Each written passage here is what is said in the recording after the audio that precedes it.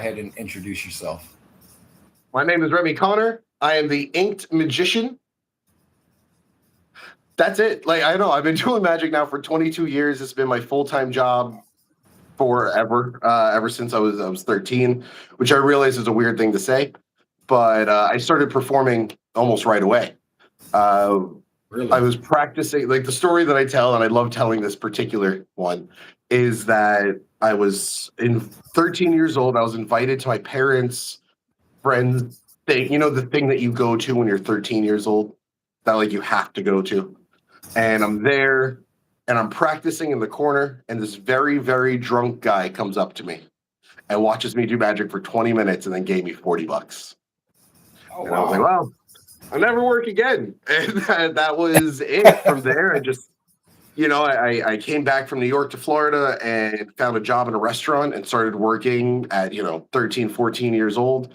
I was doing it every Friday, Saturday night since then. Uh, Became a senior in college, or became a senior in high school, graduated that, and then decided this was definitely what I was going to do. And I ended up traveling the country for like 2.5 years as a homeless magician. Yeah, I can see it can be a little rough in the beginning, right? Yeah. No, I mean I mean, like being homeless is one of those things that you're like, damn, I can't believe I'm there, right? All right. But when you're 19, it's like the best time to do it, right? That's Like true. All right. when else do you have that opportunity? Like I've built nothing yet. I have zero responsibilities. It's not like I had a house and a car and all these things I had to pay, or kids, or I All was right. the youngest in my family. I wasn't the one taking care of the family. I got to just kind of be me. So let me start off by asking, uh, what what drove you to have this passion and love for magic? What was your first encounter uh, with the conjuring arts? So I think that it's threefold. Three things had to happen for me back to back. And I say back to back, it was within like a couple of months. For me to really become obsessed with magic or passionate about it. The first thing was that I saw David Blaine on TV, and I said, "Oh my God, that's so cool, right?" But then the next day in school, everybody was talking about it. So I thought, hey, if I learn magic, I will make friends. So magic was a way of me being able to think to myself, oh, I can do this and become accepted into the world, right? Number two was the story that I told you. I found out I can make money doing it, you know? And then number three was about a month after that, I was in high school and I remember I was skipping class, and this girl burst out of the gym class, and she like flung herself against the wall. She was bawling her eyes out, like so, like just crying. And I'm 14, and I'm like, oh my God, I gotta go make her stop crying. But I'm a 14-year-old boy. I don't know how to do this. So I walk up to her and I say the only thing that I think to say, which is, hi, pick a card. And like you know what I mean? A couple of minutes later, Yeah. she's laughing, she's having a good time. So I saw that people enjoyed magic. I saw I could make money doing it. And not only that, I saw that I could actually impact people. It gives you for me, it gave me the three things that I really wanted. It allowed me to be a part of a group. It allowed me to survive. And then it allowed me to prove to the world that I was here. Now, that's really interesting how you broke it down into those three, the segments. Being able to provide for yourself. Do you see the enjoyment that people get from it? Um, what was like the initial? What was the first magic trick that you learned? What was the first like actual trick that was you were able to impress someone with? Okay, so please, nobody judge this part of this because No. I've learned better since. But I remember watching Blaine do the Balducci levitation. Oh God, yeah. Right? I remember this. I Yeah. remember him doing the Balducci, and people are, oh my God, he does the levitate. It's so cool, right? And I was at the beach with my dad and like the family. And so this is like first magic performance, and it was by accident. Okay. I'm at the beach with my dad. I'm in shorts, no shoes. I mean, if you know Balducci, you know that you do not want to do it in shorts, but I did it in shorts, right? And I said to my dad, I was like, hey, Dad, watch this. And I remember figuring it out. Like, oh, man, I figured out I could just, So I show Yeah. it to my dad, and he's like, oh, cool, whatever. Like 25 minutes later, this like 75-year-old guy walks up to me. He goes, how did you do that? I said, what do you mean? He goes, how did you float? He was apparently standing behind my dad at just the right angle to Right see it angle, right. perfectly. I was like, I don't know. I floated, like, I didn't know what to say. Actually, I was 13, so I was like, I don't know. I didn't know what to do. So it was just one of those. That was the first trick that I ever performed. Totally on the fly, totally random. And then after that, I learned the 2-card Monty. That was like the first one that I learned. Love 2-card Monty. One of my favorites. Now I do like 3 different versions of it. It's 2-card Monty. That's interesting. I'm actually thinking about performing it without shoes and in shorts. That's pretty wild that you're able to pull that off. He's like right at that perfect angle to get that, I mean, because it can be convincing. It has to be set just right, and I believe you have to have a particular audience member. You know what I'm saying? But yeah, I remember those days where like I used to do it as well in high school. I was like pull people into the bathroom. Hey, check this out. You got like this perfect aisle where you have the stalls on one side and the sinks on the other side. You have this perfect angle. I remember looking over my shoulder. I'm like, okay, that should be about the right angle. And but doing it without shoes, that's crazy. I'm wondering if the sand itself helped create that illusion. I mean, sand being the same color as feet and all of that, he probably threw some things off. Exactly. And, I mean, like, I've thought about this a lot since then. I'm also wondering what a 75-year-old dude was watching a 13-year-old boy on the beach. That felt a little weird looking back now. But yeah, I mean, I'm sure it was just one of those, everything kind of lined up perfectly. Yeah. I mean, that's the only situation. That's the only way I can really see it. Balducci did some weird things. I remember I was practicing or doing it, and somebody in my high school saw me, and they now swear that I floated like this high off the ground. So I was like, that's cool. It's an interesting thing how memory works, especially when it comes to illusion, and how people are able to recall things. They'll miscall them themselves, all the time, and certain effects. And it's sometimes it just works out to your benefit. I mean, think about how many times we as magicians are like, "Hey, pick a card. Was this it?" And they're like, "I think so." Yeah. Simon Lovell used to joke with me. He said, "You'll never have a worse audience than a magician." Because then he, whenever he'd have him pick a card, he'd be like, "Okay, hold on one second. Got it." And he'd like write the card down so he wouldn't forget. Yeah, I've run into that a lot. I kind of specialize in card magic. I just like my passion is really in card magic. I do love other types of magic as well, but I really like card magic. I don't know what it is about playing cards. Have you taken? All right. I say this to every person who loves card magic because I'm a huge I practice cards nearly daily. Okay, gambling sites, all that. I love it. Have you considered using double blank cards? Double blank? I have. I've considered it. I mean, there's lots of things you can do, lots of routines you can do with double blanks. You can double do facers too. So I'll tell you, double facers, yes, but in particular, double blank cards. And the reason I say this is because you can do every routine that's out there with a deck of double blank cards. But what you're not doing is asking your audience to pick an ace of diamonds. Right. You're not asking them to pick a 7 of hearts, right? You're asking them to pick something that they themselves have to write.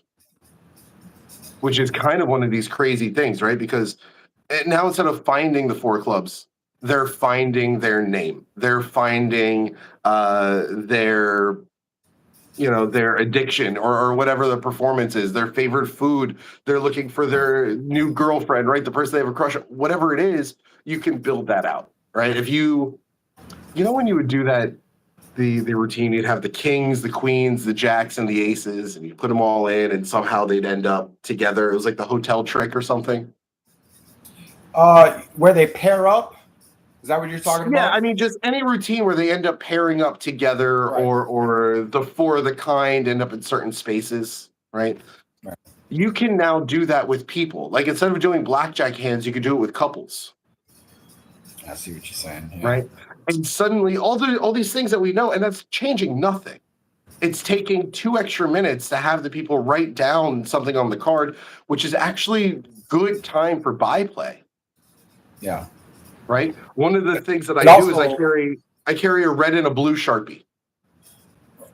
Right? So this way I ask them, I say, hey, choose one, red or blue. It's not political. The moment you say that, they're like, it's not. And they immediately relax, they calm down, or somebody makes it super political, which is hilarious in itself.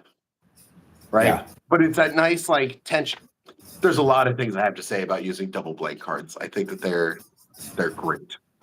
Well, I know they are used a lot in mentalism instead of using billets. I've seen a lot of people use double blank cards for that purpose. But the way you're describing it, it sounds like that's great for audience connection and get them more involved. Instead of a lot of people don't have that connection of playing cards like we do.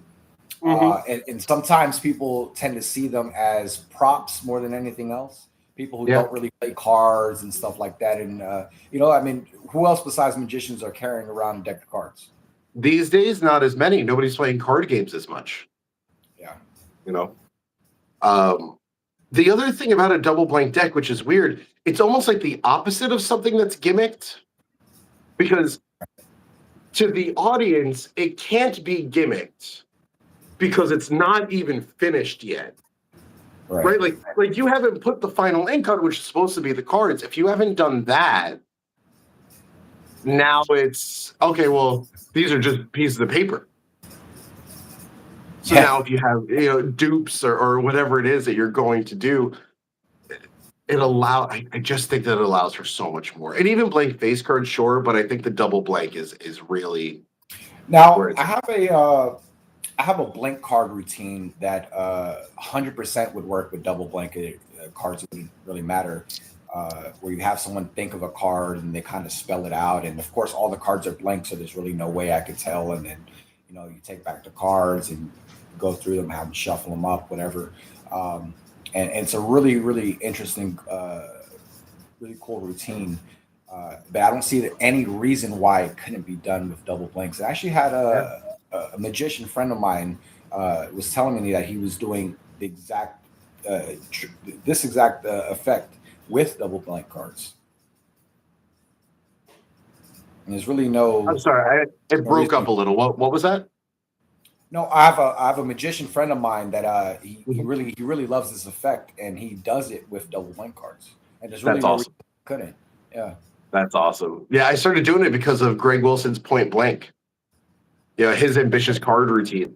And now I've added my own little touches to it. Like, for instance, being as the inked magician, right? What I'll do is I'll take like the ink off the card and put it in the tattoo. Okay. And then we pull it out, which for anybody who pays attention to this, I'll give you a little tidbit if you want to use this. You'll see on the hand, I have this painter's palette, and the ink is kind of splattered. Okay. One of these is blank, so that I can add in ink with a dry erase marker. I see. So we'll have them pick a color, and then we force this one, and then it'll vanish, and then appear in writing or whatever it might be. Oh, that's a cool idea. And I see you've got the red and blue there, non-political, right? Yeah, not political. I like that. That's there's a lot of little things that you can do like that, sprinkle in to really, like you said, let your audience members relax a little bit, unwind, get comfortable with the situation, because they don't know what's going to happen, which is, can be a little bit tense, or cause some type of Especially today. anxiety sometimes. Like Yeah. today, we have so much uncertainty. People are like, "Oh, who's this guy? Is he going to be good? Is he, like, what am I doing?" I mean, like these interviews that I do, I never script anything. I kind of just improv everything, kind of go off the tip of my hat, so to speak. I think if you have a good conversationalist, and if you're a good conversationalist, it'll always go forward, which you are because you're keeping the conversation going great. But yeah, I think that's try the my point best. of it. Right. It's good to have stuff like this. People can talk about magic and not just talk about method, because personally, I think method is like the most boring part of magic, right? It's the thing that only we care about. We're like, oh man, did you do a second deal? Did you do a bottom deal? What was that? It's the thing that we care about. I agree with you because method sometimes for us magicians can be more interesting than the effect, but for lay people or the audience, it doesn't matter. They want to see the effect. They want to see what you're going to do with it. Yeah. Right. I mean, this is one of those things that I've had trouble with, right? And figuring out the line here, which is, if there's a method to what we do, then what we're doing isn't magic. Right? Magic would have no method. There wouldn't be a possible way. So I always try to, I'm always kind of stuck on this area of trying to do something that's basically trying to honor the magic correctly. Right? Do you admit that there's a method to it, or do you live in your character? It's a weird place, especially if you perform mentalism. It's a kind of a weird place where you're at if you perform mentalism and magic. I think because you don't, it's a tough decision, like as to how you're going to play that character.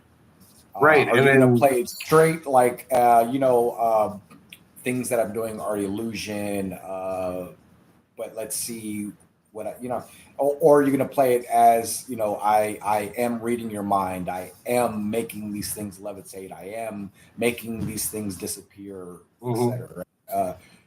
It's a unique and very difficult, I think it's a difficult decision for most people when they're building that character. And I think that there's a responsibility that comes with it, right? Like, I have not, I used to do levitations, and I used to do like telekinetic effects, and I don't do them anymore. Not because I won't, but because I haven't figured out how my character would do them yet.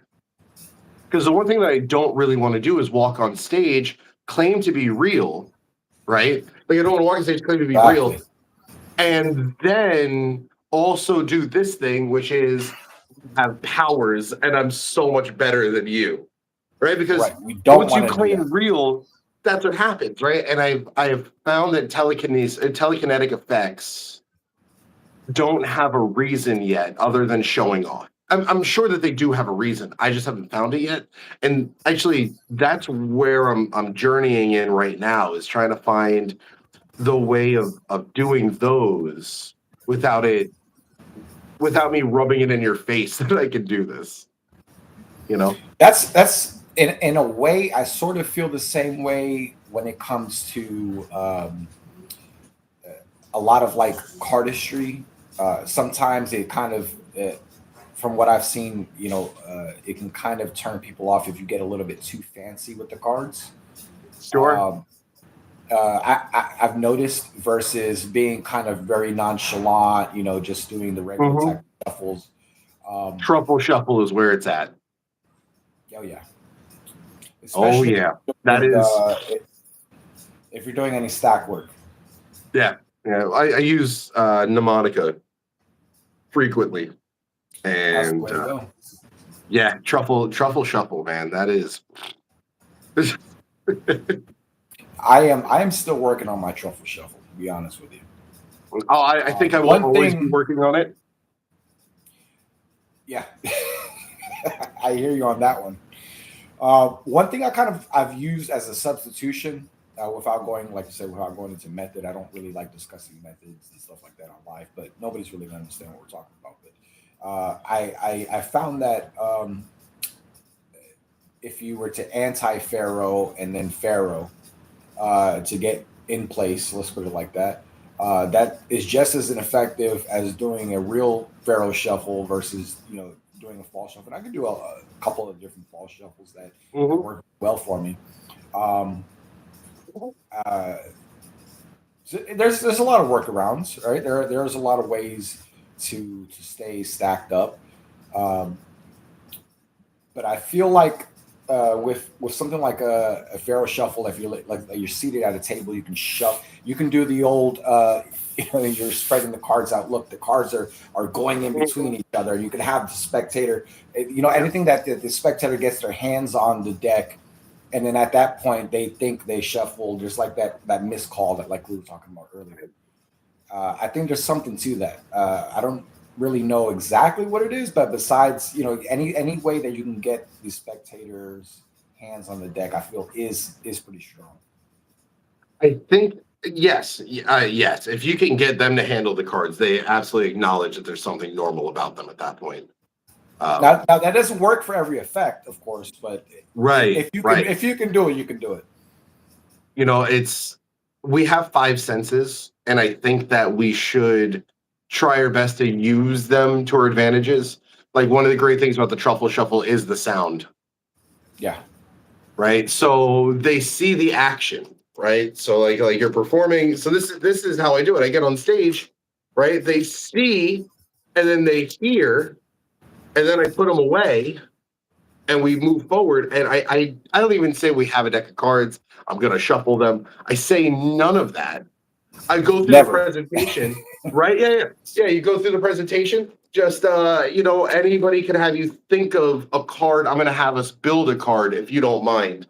So here we'll just right, and then that sits there. Say ready, and I go through the routine that way, Yeah. right? Because then now they've answered their own question, right? And Yeah. that's what really I think sells them.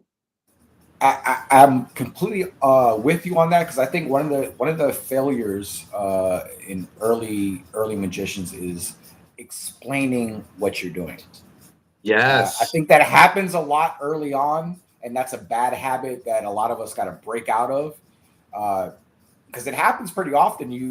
I've seen it a lot with a lot of people who are just starting to get into this. They tend to want to over explain instead of just uh, what's the expression like show don't tell.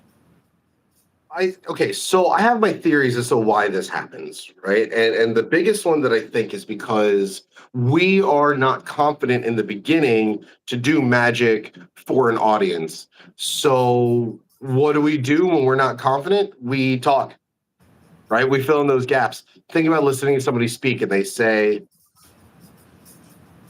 okay, so then and they have to make those noises, right? They make those noises. So this way the sentence keeps going and there's never any time for silence, right? I'm guilty of that myself.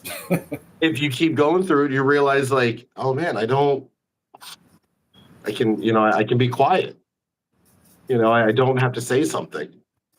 I agree with you 100%. That's one of the things that I really love about David Blaine. I like you said, I grew up watching the specials live on ABC when I was very young. And every time the specials came out, I was like, no, I gotta watch this. All right. Everybody get off the living room. I gotta watch this. Um, and that was one of the things that made me fall in love. But the way he has that stoic, like he says enough, but he doesn't go on, Yeah. and that performance style, I'm a big fan of. Did you read his book, Mysterious Stranger? No, I actually had the opportunity to buy one, but I haven't purchased it yet. I would definitely read it. There's a chapter in there where he talks about developing his character with Paul Harris, and I think it was Bill Kalush, Right. where they spent like 2 weeks in a cabin just basically developing David's character. Because when you see him in his performances, you can tell it's different than who he is in person. Right. For You sure. know, In person, he's this like happy-go-lucky kind of, just like giddy goofball, right? Yeah. But when you see him perform, it's very look, watch, and it's so focused and I'm gonna say trim. He feels like he really just trimmed the fat off of everything about his character. Sort of just gets to the core of it. Yeah. And actually, have you seen his show on National Geographic or National Geographic show? I am so embarrassed to say no. I haven't been able to sit down and watch it since it came out. I know. Well, I know. I People keep telling understand me. that. I understand that, and I watched the first episode and I was hooked after that. Man, it's amazing. It really is. I've heard some great things about it. He is a very, very interesting person. He's an amazing person. He's like his ability to learn things, just that alone, and get them down it's incredible, really. Mm-hmm. Oh, it truly is. Not that I've seen the special, but just seeing what he's put himself through over the years and the training and the rehearsal and everything to get it all right. In my opinion, I think he's one of the best magicians to have come out of the 90s and the 2000s. I 100% agree with you. He was revolutionary. Yeah, especially the way that the general public viewed magic, how he turned the camera around. Nobody was doing that before him, No, everyone was like, look at me, watch how great I am. I'm amazing. Check this thing out. I sit in my basement and practice. But then he was like, yeah, I'm cool, but look at that person. Like, look at how they're reacting to this, 20 years ahead of his time. Look how there's reaction videos to everything now, Yeah. Prank videos went from, focusing on the prank to focusing on the reaction of the prank, etc. You had shows like Candid Camera back in the 80s and 90s, and then that went to like Them and Punked. Am I remembering that correctly? Like in 2004-ish? Yeah, something like that, Yeah. It's, oh God, the way that we consume media has just been, and the media has been consumed over the years. It's incredible. Yeah, it's pretty amazing.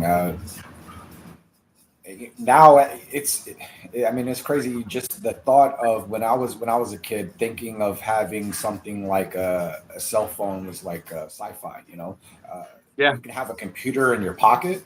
Yeah. You know what I mean? What do you mean, computer in my pocket? That's weird. Yeah, that's not real. That's sci-fi. So you working on anything? Because oh, go ahead, please.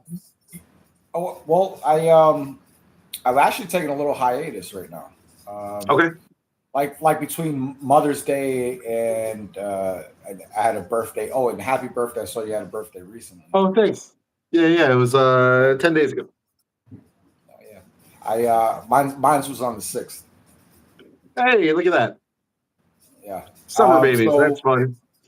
Yeah. Right. Now I've just taking a little hiatus because every once in a while, take a little break, spend time with the family. Yeah. At Mother's Day, my birthday, Father's Day. So I've just kind of been focusing on that for right now. Everybody has to take a little break every once in a while. Sure. Yeah, we all got to take it. If you try to force it, that's where you burn yourself out and don't want to do it anymore. That's why I take my little breaks when I do. That's another reason. I really wasn't really necessary for me to take a break. I didn't feel like I was getting burnt out or anything. But family time is important. If you have the ability to stop, smell the roses for a little bit, do that. And what you're saying though is 100% true because when I'm practicing and I'm getting frustrated, I walk away from it and I come back. And it's really weird how it works sometimes because I'll be like, oh man, I really can't get this, whatever it is I'm working on. And I'll come back a day or two later, and I'm like, boom, instantly get it. It's really strange how that works sometimes. Sometimes you just got to sleep on it. Well, your brain is doing something new. So it's like trying to make the muscle memory connection. You're like, okay, do it like this. Your brain's like, no. No. And then you do it later. Oh, I've done this before. I didn't do it well, but I did it before. It's supposed to go like this, right? And you're like, yes. Why didn't you do that, 24 hours ago? One-handed top palm was the most recent one. Oh, man. One-handed Worked like top. that. Yeah. That It just clicked, but it was like that Yeah. muscle memory, and my hand was hurting, and I'm like, I gotta chill out for a little bit. Come back to it. Boom. Oh, okay, I got it. Boom, boom, boom. Yeah. Immediately have it down back afterwards. So yeah. another question I want to ask you is how do you practice? Because everybody has their own little methods on how they practice. Do you do like drills? How do you do it? I think practice changes as you get older. Sure. You can't hold yourself to the same standard that you held yourself to when you were younger for many reasons, right? But first of all, we've all heard the thing where you practice something. If you could practice 3 things better than everybody else, you'll be fine, right? Well, when we started doing magic, I don't know about you, but we learned everything. We learned as much as we could. Overwhelming. So practice then was different. We didn't have the same lack of knowledge that we had. We didn't have the same lack of experience, so we had to practice everything all the time. I think that you have to acknowledge when you get to a point where it is muscle memory. Like my top change, I do not have to think about the top change. The top change happens. That's because that's how it's supposed to happen, right? So now when I practice, it is the presentation, right? I practice the words leading into the moment. And then I practice what needs to be done, and then the words coming out of it, right? So if I have a 5-minute routine, but there's like, a minute of solid magic happening, I'll practice the minute and a half around it. If I'm working on a new routine, then it's just a lot of questioning and finding the thing that felt right. Like I'm working on a wild coins routine right now. And one of the things that I'll do is I started just practicing trying to get it all to happen in the hands instead of also using a table. So my practice for that was go through it, watch the video, and see how I look in the video.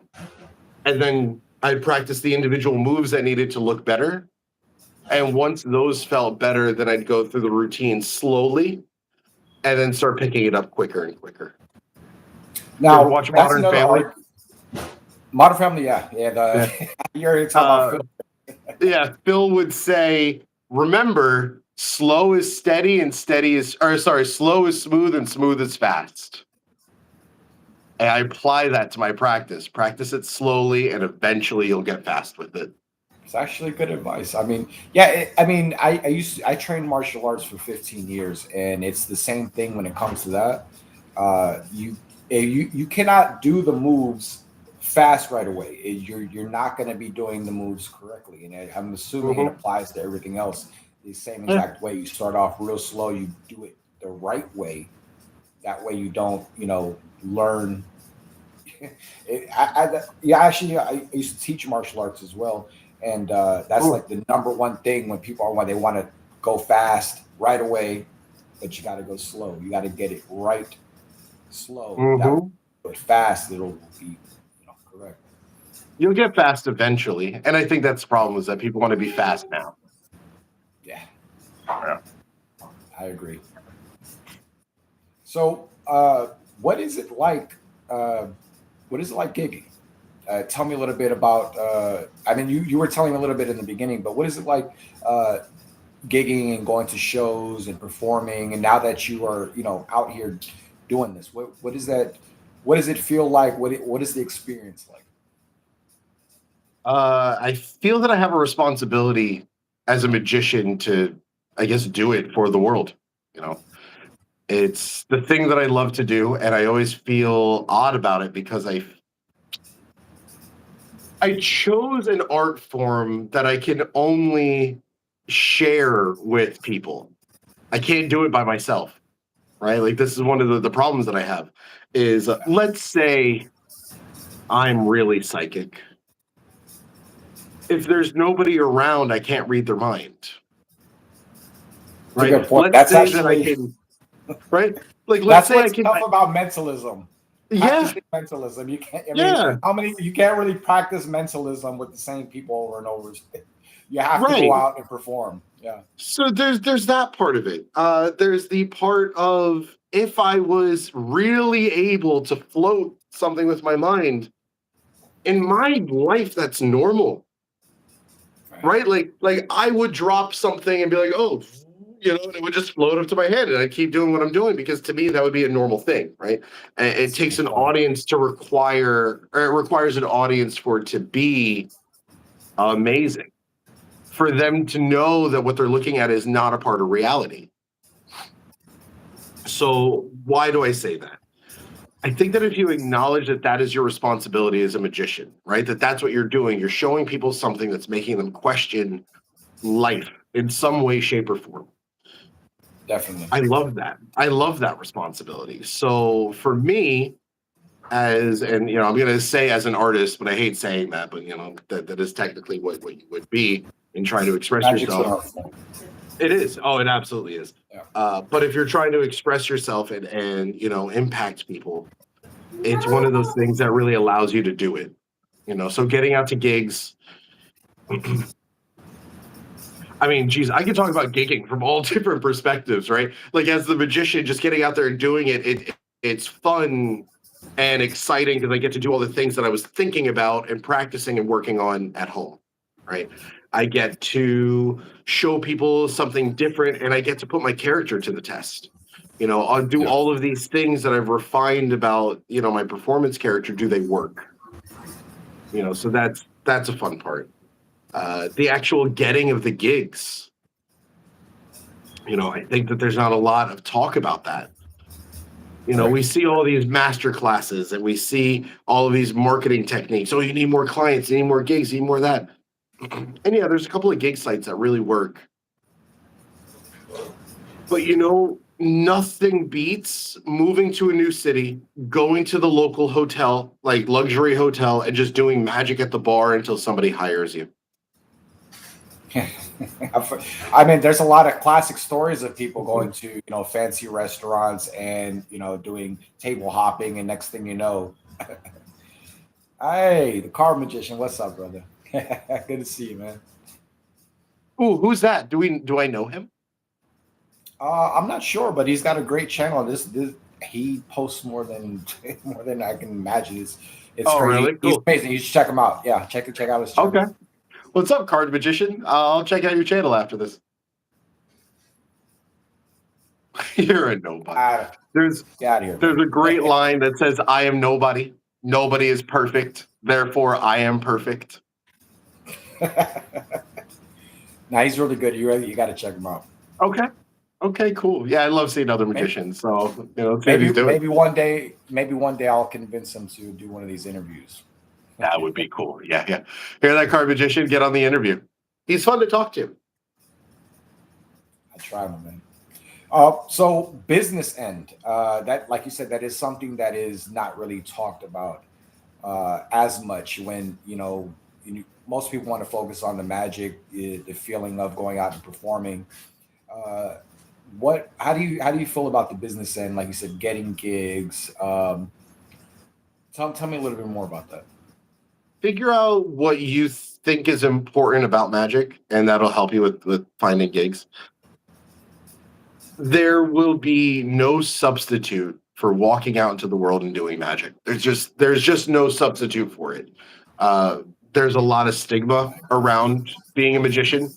I've seen, clients where, like, for instance, you have a band at a gig and the band does terrible. No event planner says, "Oh my God, we're never going to have live music again." They're just going to say, "We're not going to hire that band again. Maybe we'll get a DJ next time or a different style of music or something," but they won't hire that band. On the other hand, a magician does poorly. They say, "I'm never going to hire a magician again." Right. Right? Because they make the assumption that we're all the same. So in one sense, it's very easy to convince people that we're different but it's also very hard to get them to listen to that, I think, in the beginning. So business aspect, make sure just to keep it honest. I think a lot of people assume the magician will be dishonest, or they'll assume that we'll try to pull something. Or, I mean, do they really seriously believe that? No. Will they make the joke? Yes. And if they make that joke, I believe that means it is somewhat on their mind. That actually reminds me of something. How how many times have you heard, "Can you make my wife disappear?" Oh, what's your answer? I've heard it a lot. I've probably, I'd say at least 50 times I've probably heard that. Sure. Yeah, I don't, I don't gig or anything like that. I kind of just do this out of the passion. I am at heart an amateur, meaning I just do it for the love of it. You know what I mean? But I have heard that a lot. or another one you hear, "You don't want to play cards with that guy." It's funny. I have responses for both of those. When somebody says that to me, they say, "Oh, you don't want to play cards with that guy." I say, No. You do. You just don't want to play against me." So that, yeah, it actually brings them on your side. They're like, "Oh, okay, yeah, I'll be with you." And you're like, "Yeah, you will." When I hear somebody say, "Can you make my husband or wife disappear?" It's usually, "Can you make my wife disappear?" I'll say, "Yes, I can, but 20 to life is not worth a magic trick." Or I'll say, "That's so funny. She just gave me $20 to do the same thing to you." I can't stand when they make that joke at their wife's expense. I'm like, "Oh, really, guy? Like, you had okay." Yeah, that's another thing. There's a lot of things out there that you're going to hear over and over, and having those responses like that. I really like your responses because they're funny, and you're gonna, especially. I think when you're telling them to have. You don't want to play against me, like you said. It puts them on your side, because you never want to perform magic to where it's your audience member you're going against them, or they feel like some type of conflict, or you know what I mean. Yeah. But then you have hecklers sometimes. Of course, everybody gets hecklers, here and there. Especially like the most magic that I perform is literally street magic. I go out for random people, and you're gonna get hecklers here and there. And like you're saying, there's no other thrill kind of similar. I still get a little bit of an anxiety and a thrill from it, because even if it's things that I'm very comfortable performing, it's weird. It's like I have no problem talking to people, but when I go up to perform for random people, it gives me a little bit of a thrill, and I think I like that. That's kind of something that I chase after. Robin Williams said throughout his career that he always got nervous going on stage, like before his shows. And he would talk about it because if you got nervous, that meant you were doing something right. You're doing something new. Yeah. And I like that. Nerves, they're not a bad thing. For me, I sit there, I'm like, "Oh, good. I have some nerves right now." Yes. I'm excited. Actually, I met Robin Williams one time in a Starbucks. I am so jealous. I have his face tattooed on my leg. When people ask me what's my spirit, yeah. When people say what's your spirit animal, Robin Williams. Yeah, it was a funny experience, because it was with my sister, and we just happened to go into Starbucks to grab some coffee, and this guy in a beige trench coat in front of us, and I didn't think nothing of it. And it turns around, guy turns around, and it's Robin Williams right there. I was like, "Oh shit!" Like I kind of got starstruck, I really did. I can imagine. I grew up watching this guy, Yeah, that's cool. Turned around, big smile, and it was wild. Yeah. No, he was one of a kind. Yeah, I got him tattooed on my leg as a Jack in the Box. Oh, really? Yeah, it's like a whole piece. So he's coming out. He's got the big smile on his face, and there's like things from his movies coming out of the Jack in the Box with it.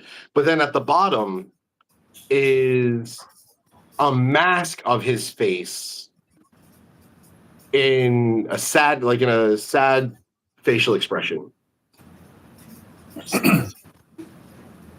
Sort of like the comedy and tragedy mask, right? Exactly Kind of why what that's why I what did I'm that. imagining. Yeah, that's exactly why I did it. Yeah. There's that thing of I'm if he's anything like the rest of us performers, for comedians and all that, there is that something weird that you have to pull out your joy emotions, and sometimes it can make it feel like that they're not real because, well, if I can bring them out whenever I want, am I ever really joyful? You know. Right. And the way that I always looked at it was, sure, you have to be on. Like when you perform, you have to be on. That's who you're going to be. And sometimes you feel like it's forced on you. Sometimes you feel like it's just kind of there. You want it to come out. Like you want to be released from your Jack in the Box, so to say. But it's definitely a tough thing to have to continue to fight with. I'm definitely no stranger to it myself. So another thing I want to ask, tell me, you are the ink magician. Yes. Tell me about your tattoos. How I mean, you've already shared one of the ways that you incorporate it into your magic, but tell me a little bit, because my sister's a tattoo artist, and I know cool. People that get tattoos, they have stories behind each one, and there's a meaning and purpose to Yeah. it. Tell me a little bit. Let's see. I started getting tattooed when I was 18. I probably did about one a year for a couple of years. And then I quit. And I didn't get any done for some time after that. And then what ended up happening was I met a guy. He was a tattoo artist. I walked in to get this bat symbol tattooed on my arm. I wonder how much of it I can show. It's this bat. This is the haha across it. No fucking way. All right, hold on. Let's see. Oh, nice. I'll have to send you a photo of my back piece. Yeah. I'll have to send you a photo of my back piece. Bro. It's different images of Joker and Harley throughout history. The way they've been portrayed by different artists. Yeah. I've got the hyenas. I've got the Batman animated series Skyline in there. Are you like big Batman fan? Yes. Very big. You read The Killing Joke? Of course. Classic. Do you remember the joke Joker told to make Batman laugh? I do. So in the animated series Skyline, that's at the top, there's two hidden pieces in there. One of them is, do you remember Jack Nicholson's quote, "Have you ever danced with the devil in the pale moonlight?" Oh, the pale moonlight, yeah. There's a dancing devil in pale moonlight. Okay. Makes me very happy. And then also is two guys on two different buildings with a flashlight going across. That is awesome, bro. That is really fucking cool. I am jealous I didn't think of it first. Yeah, that's definitely one of my favorite graphic novels for sure. Oh yeah, it's great. So for me, tattoos were all about self-expression, right? Like that was kind of the point of them, was to be able to express yourself, in whatever way you needed to. So I started trying to figure out ways to almost get universal tattoos that you would be able to use for, well, just about anything. Right? So I have a coin purse on my arm. The magician would go here, they pull the coin out of the sleeve. I have a coin purse here, so now it makes sense. I can reach up to my arm, pull out a coin. Look, I have a coin. Right? And then we put it back, which is fun. One thing I've been working with recently, though, is I've been working on a card routine, but for now, what I can share, I'll show this to you if you don't mind. I have to change some of the lighting a little. We'll back up. Yeah. But we'll try this out. So you see the tattoo that I have? It's a light bulb. Actually, in the middle, it says "ha ha." Like if you get in close, it says "ha ha" right in the middle. But that's cool. Sorry. So it's going to be reversed, but you can see the HA. Yeah. So I started thinking this would be a cool idea, because then if I wanted to, I could reach up and just pull the light. I like that. Oh, there it goes. That is cool. Yeah, it's pretty fun.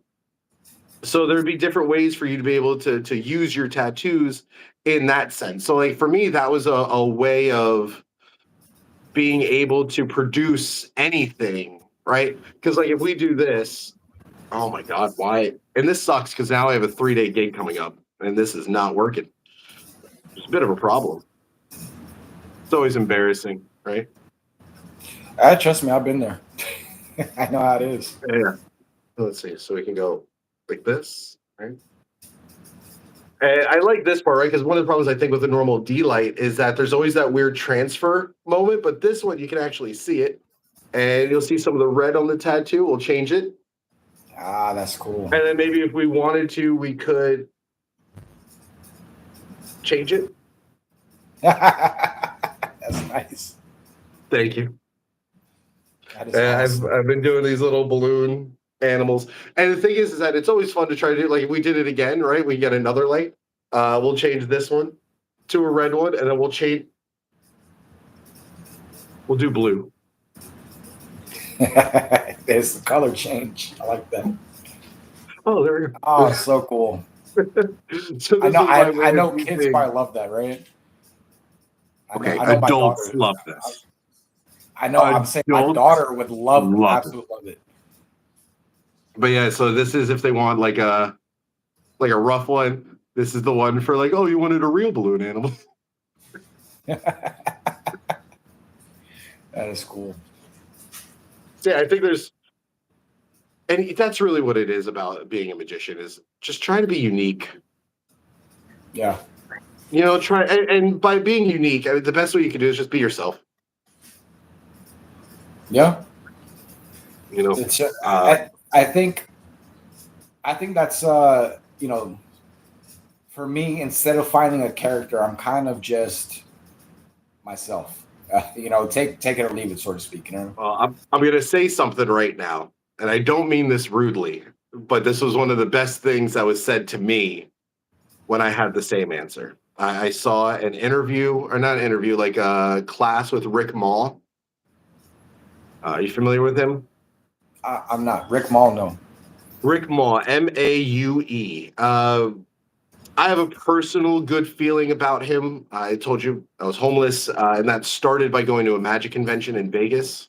I went to Mindvention, and I got there like a day early. I had taken a bus across the country, and I walk into one of the bars in the hotel, and there's George Tate, David London, and Rick Mall. They're sitting there together, and I see that they're magicians, and I sit down and talk. And I said, hey, I've never been to Vegas. And Rick's like, you've never been to Vegas?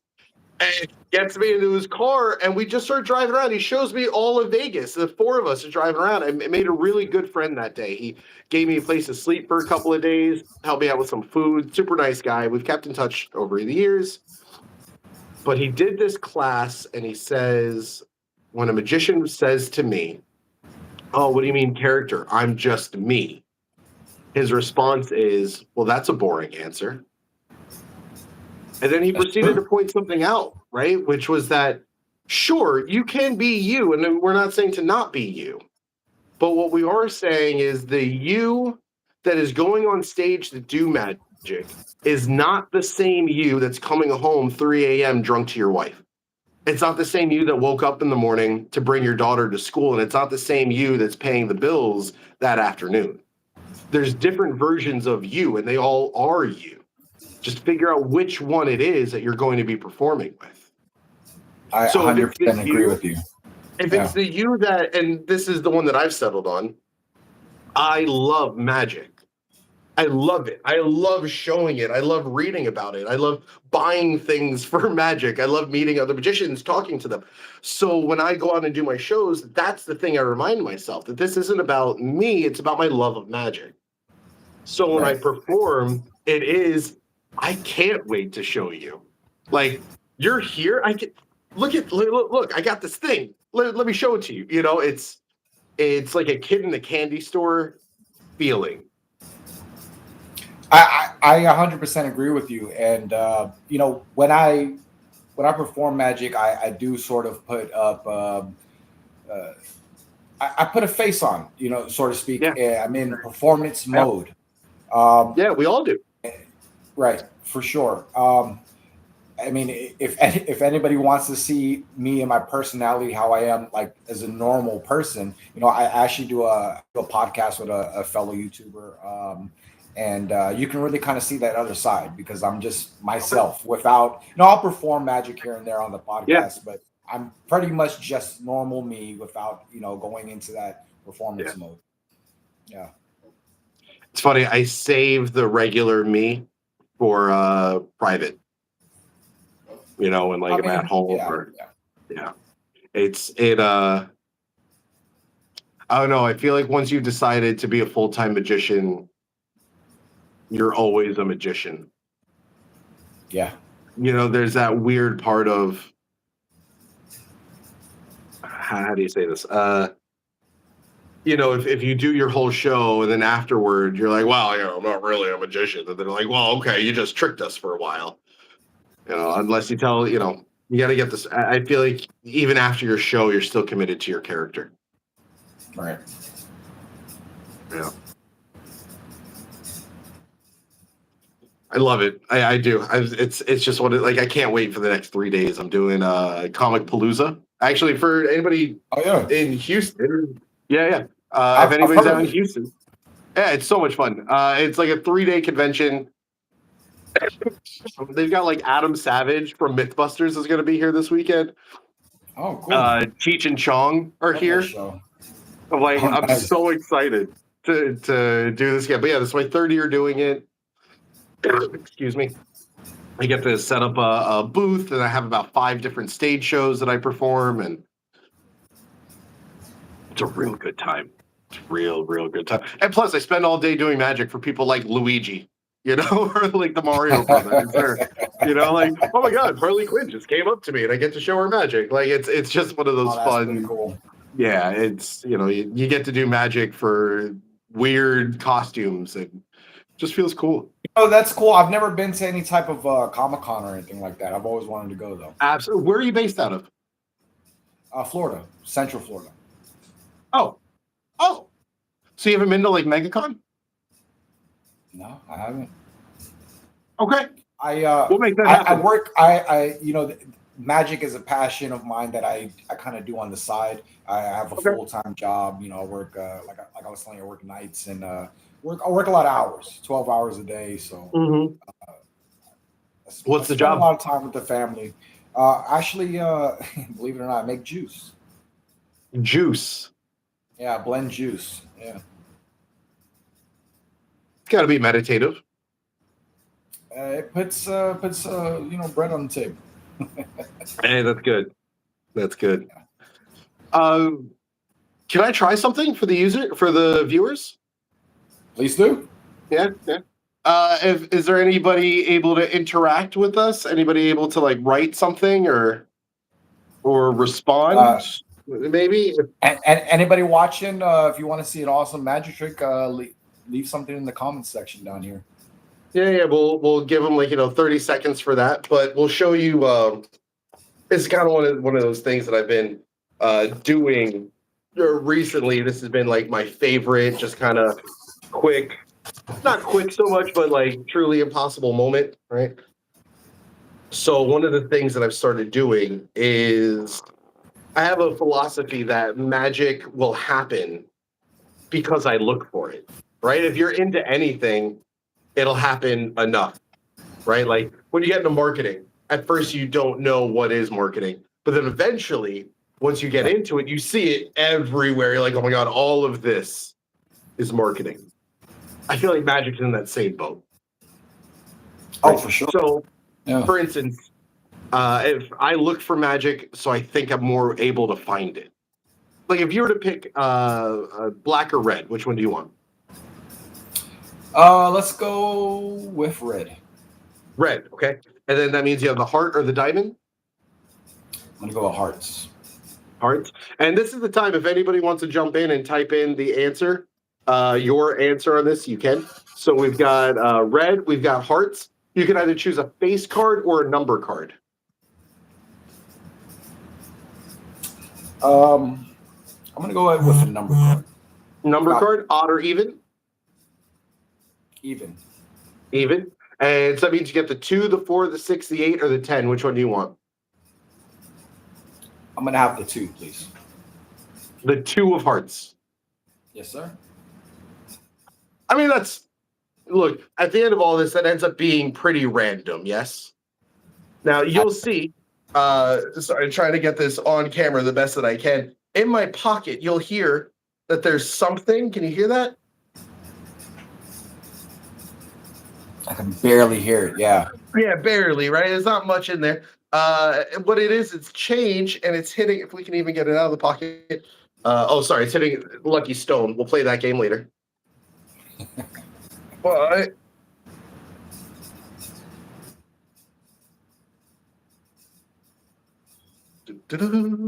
let's see. There we go. Okay.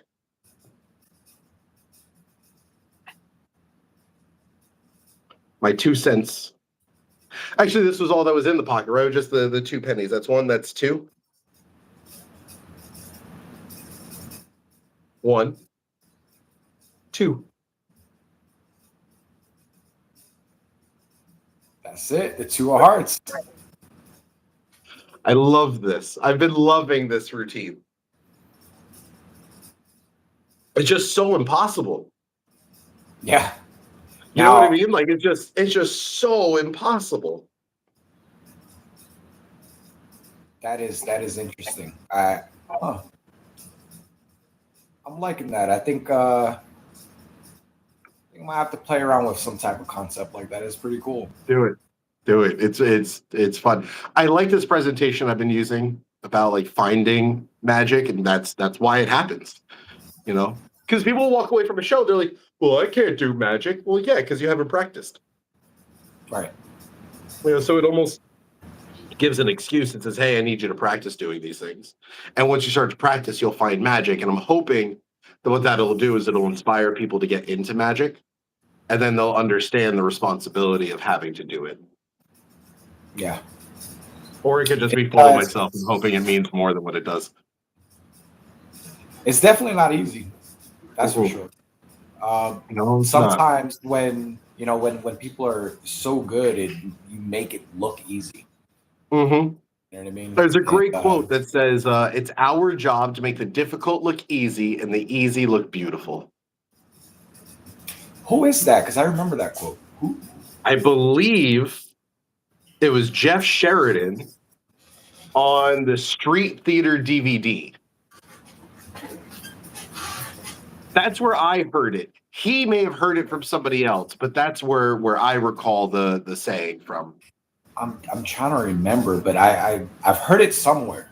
I can't dial in and exactly where it is that I heard that before. Did you ever watch the Street Theater DVD? No, I haven't. Oh, if you're a street performer, you got to find it. This guy Peter Shadalow directed a documentary following street performers. Gazzo is in it, Jeff Sheridan is in it, and there's a bunch of other people that are wildly talented.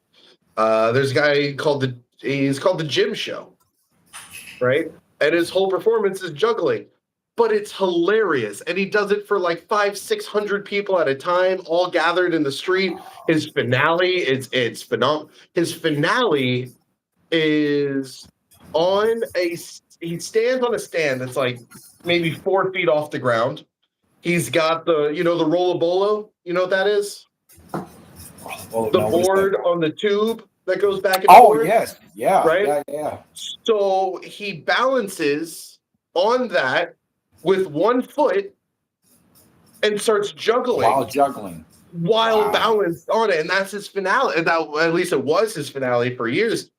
And that pose just looked so good. Like he would go under the leg while balancing. And it was great. Yeah, I can't even imagine. That video taught me a lot. Watching Gazzo perform and just own a crowd, it was amazing, mind-blowing. But it's so hard to find now. Some of the clips are online. I know you can find the clips, and I'll search up some and send them over to you. There's a lot of stuff that's like that. A lot of times I find a lot of rare things on eBay. Mm-hmm. So I might be able to find it. Yeah, Now, yeah, I'm sure you'll what's be able to. what's the name of it again? I watched it. Street theater. What do you say? Street theater. Street theater. Street theater. Okay. It's by Peter Chatelain.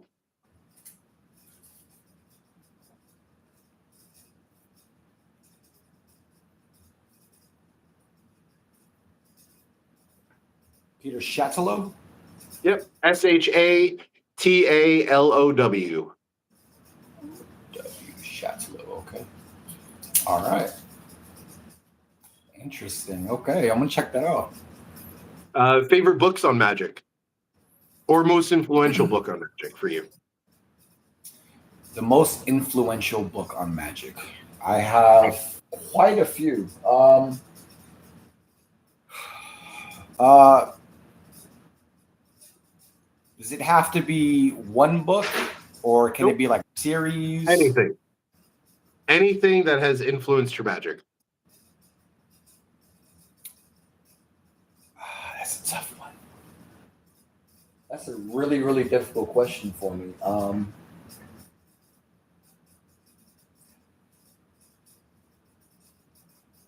I guess if I had to choose one or a series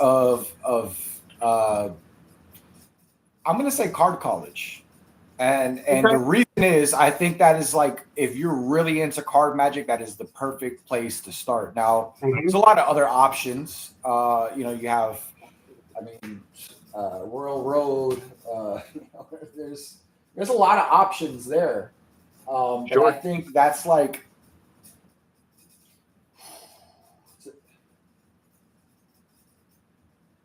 Then again, I could say the Card Magic of Nick Trost, which I think they just released a new a reprinting. Oh, nice. Yeah, so I've had the book for a while, but there's a lot of good effects and then that are not very difficult. In terms of like, I don't know, because then there's Repertoire by Ossie Wynn, which I absolutely love that book. The first It's a great one. And he just got he just released this book as well. What I just Second Wind. Which, That's cool. I haven't read that. Yeah, this is really cool. I just got this in. I haven't even read through it. I read like the first couple of pages, but so the concept behind this is taking these old effects and kind of repackaging them and redoing them for making these old effects modern effects, I guess you can kind of say. Sure. And it's kind of styled in this old school books. I've got a lot of these a lot of these older books here. Some of the self-working stuff is pretty cool. Now I got to ask you, what is your favorite book? So for a while, I would always answer this as like magic books, right? Like which magic book was my favorite? And then eventually, I had a mentor, Simon Lovell. Are you familiar with him? Well, that sounds really familiar. Yeah. So Simon, Simon's fucking amazing. Sorry about the language. No, Simon was great. I say was, he's still alive. But we met because he was the consultant for the show White Collar. Okay. And my ex at the time, who's now like my absolute best friend, God, she's great. She ended up setting it up for us to meet after he became my mentor, but it wasn't like magic mentor, just like a life mentor.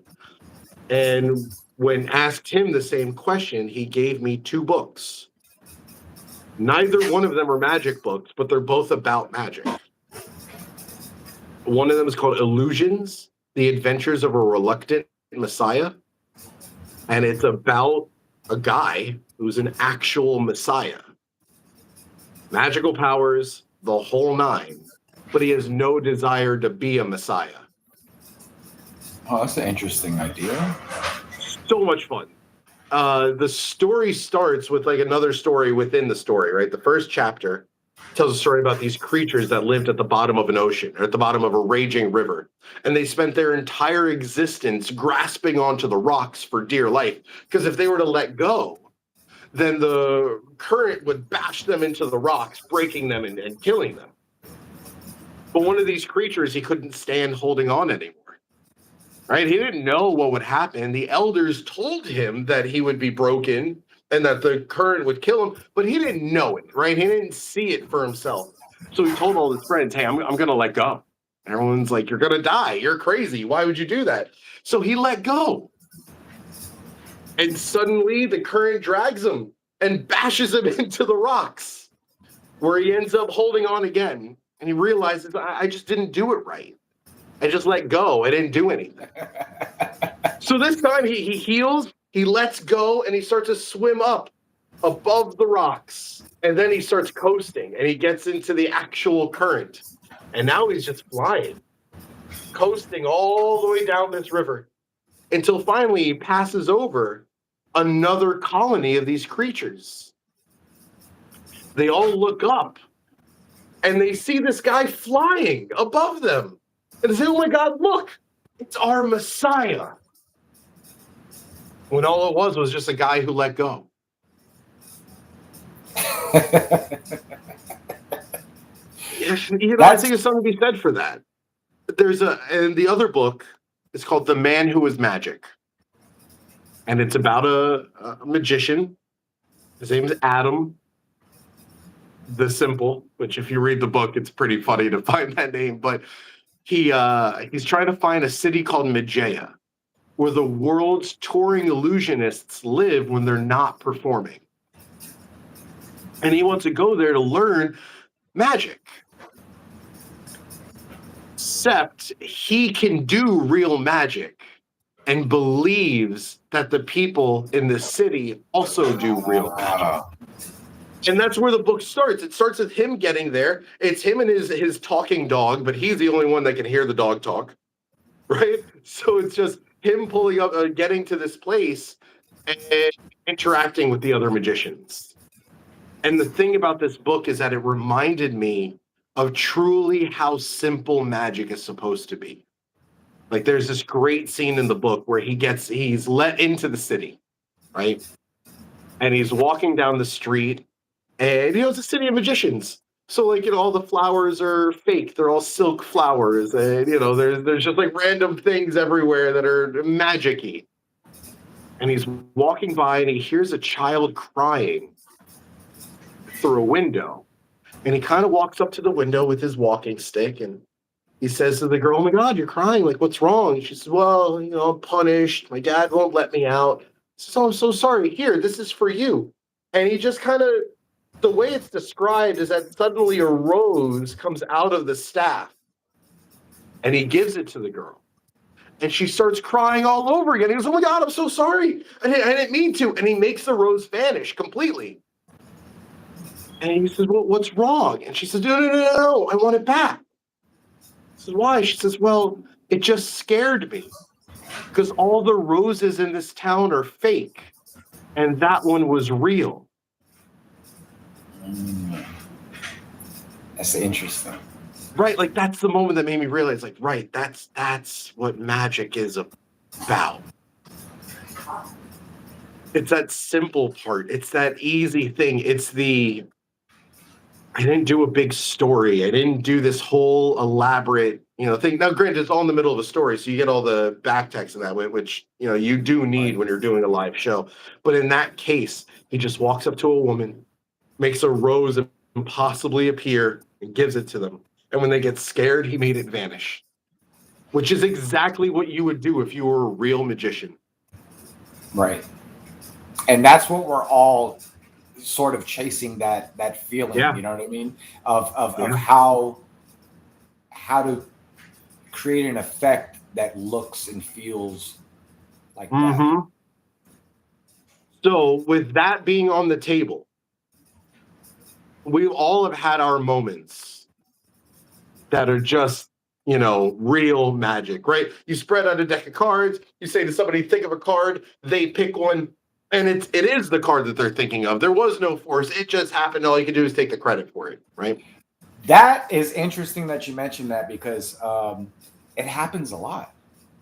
I was going to It ask really you, does happen a lot. Coincidence. what's your moment? Like, what is the moment that you go back to that is the actual definition of opportunity meets preparation? What's your moment? I've actually had a lot. Okay.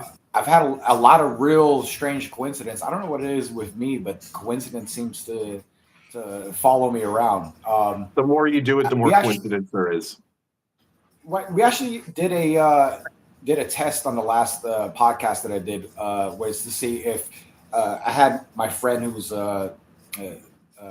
he he loves playing cards. He's not really a magician, but he does dabble.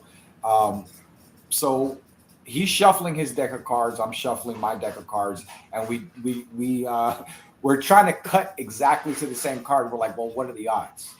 We're going to be able to do this. And I'm like, you know what? I got a feeling we're going to be able to do it. So we do it a bunch of times, and we're about to give up. And I said, I said to him, I said, all right, look, let's stop shuffling right now. We each cut 3 times, and we're going to go to the same card. And we do it like 3 times.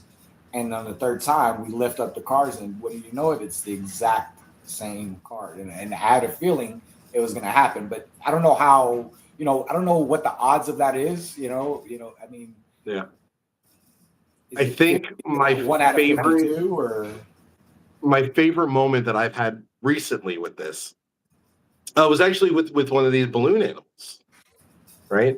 So I get on a flight and I sit down. I'm talking to the woman who was next to me, and she loves magic. We're chatting, and she says, my son loves balloon animals. I don't know where it came up in conversation, but just came up that he loves balloon. Oh, I just gotten the balloon animals tattooed. That was why it came up. And she says, "Oh my god, my son loves balloon animals." Oh, that's so funny. I'm thinking to myself, I've got a red clown nose in my bag, and I've got a red balloon animal. So we get off the plane. We're waiting at baggage. I said, "Look, I just wanted to do this for you." And I reach out my bag. I reach into the bag, pull out the clown nose, and I said, "You said your son was into balloon animals, right?" And we, kind of do sometimes I go, right, and then the balloon animal was there. I said, "This is for you. Give that to your son." That moment, like she just sat there, just looking at this thing, like. And she kept it. She calls me the next day. She sends me a message. I can't believe that happened. Oh my god! She tried hiring me for a few parties. This is that's how it's done. But that moment, this is why we carry things like this with us. Yeah. I mean, you can't really make those type of coincidences that what are the odds that lady would have said that to you at the time you had this and you had you had everything you needed. I mean, it's one of those of I think that you can push certain things, having the balloon animal now, it's easier to push the conversation on it, right? Because if I say, "Oh, did you see this one?" and say, "Oh my god, balloon animals, they're so cute. I have a blah, blah, blah." And I use that to try to start it. Any of your tattoos, and then you have something literally on you. Yeah. That what are the odds of that? You know what I mean? It's pretty fun. That's pretty amazing. And those type of coincidences to me are like real magic. You know what I mean? Yeah. That's like real magic in real life. Like if I were to take my hand and put it inside my chest and pull out a light bulb, and you have a light bulb tattooed on your chest, what's the odds of that? Right. It's yeah. Look at this. There's that. If I were to just stick my hand in here and pull out a light bulb. Oh yeah, look at that. What are the odds? I mean, it's so coincidental. Look at that. What's the saying about quote? Luck, coincidence meets opportunity. Yeah, there we go. Oh, preparation meets opportunity. There it is. That's it. Yeah. Oh man, it's little moments, bro. The little moments. I mean, one of the things we talk about on the podcast is coincidence a lot because I find it fascinating. I'll tell you a story really quickly. Uh, I went to the movie theater with my wife, and we're sitting there waiting in line, and there's two cashiers there, and these two people are paying for their stuff at the same time. They both reach into their pocket at the exact same time, pull out their card from their wallets the exact same time. They go to pay for it exact same time. They drop their cards at the exact simultaneously. They That's both funny. fall in the exact same way. They both go bend over and pick it up at the exact same time, and then stick it. Both of them That's and funny. pay. And me and her looking at each other like, did you just see that? And we're looking around like nobody else saw it. So I've had some pretty crazy coincidences. I don't know I've seen that. how. I've Yeah. seen that happen. Have you? The weirdest one was Dan and Dave Buck. We're at a Magic convention. Dan's on like one side, Dave's on the other side, and they're talking to people, but they always have cards in their hands. So they're just Right, going, right? And I'm watching them, I'm like, oh, that's so cool. Oh, that's so cool. Look, they don't even hang out together. They just talk. And then boom, they both drop the cards at the same time. I was like, that was okay. That was cool. Like, it was neat to watch twins do that. I mean, sometimes it's like, no, that had to be coordinated, or you know what I mean? Yeah, really right. Like, you look at them, they're like, y'all spend too much time together. You could have planned that. One of the things I like to do is keep a Queen of Hearts in my wallet, because Sure. it's very often named by women, or aces. I try to steer away from the ace of spades because I feel it's a little too common, but stuff like that, sevens and stuff like that. Mm-hmm. Pick pretty often. Those types of things you can kind of plan for, but sometimes you'll have someone name a card that randomly, and you have that card positioned right on top of the deck. Just name a card, you're in play perfectly. Sure. It happens all the time, and it's strange to me. There's those magical moments like that. There's a card that I'd recommend. Have you seen the rainbow card? Rainbow card? Not 100%. So the routine, and you can look it up from here. It's pretty easy to find. You show somebody an empty wallet, and they take a photo of the empty wallet, and when they look at the photo, okay, I know. Yeah, where did I know what Patrick you're Kuhn. talking about. Craig. Oh, Patrick Kuhn does it. Right. I recommend it. I recommend having that card in your wallet. Like, definitely keep it in there. It's a great addition for those moments, right? Because now you get the photo, and that is such a cool idea. I mean, the first time I think I ever came in contact with like that type of materials, like Jordans, the special Jordans that when the flash goes off, they're shining in the photograph. Right. Yeah. Oh, that's so funny that they use it for shoes. Cool. Yeah. Well, I mean, I remember I had a pair back in the day, and I wish I would have kept them in good condition because they were really cool. But playing with the toys as a kid. Cool. Yeah. Do you want to keep them in the package, or do you want to play with them? I played with them personally. I was like, yeah, we're gonna go freeze Mr. Freeze, and this is gonna be. I had a very vivid imagination as a child. Yeah, me too. Oh, that's something that I was talking about. My first deck. You're a Batman fan. I'm a Batman fan. My first deck of cards was a bicycle made deck in Cincinnati. It was Batman the Animated Series playing cards. Nice. And I remember that was like the thing that got me into playing cards, and ever since that, I wanted playing cards. I don't know why, I just liked them. The feel of them, whatever it was that had an appeal. And I actually found those cards. So like I was trying to find things on eBay, and I have them cased up over here. I found another deck, and I'm like, that's my first deck of cards. Happened to be a Batman deck. That's cool.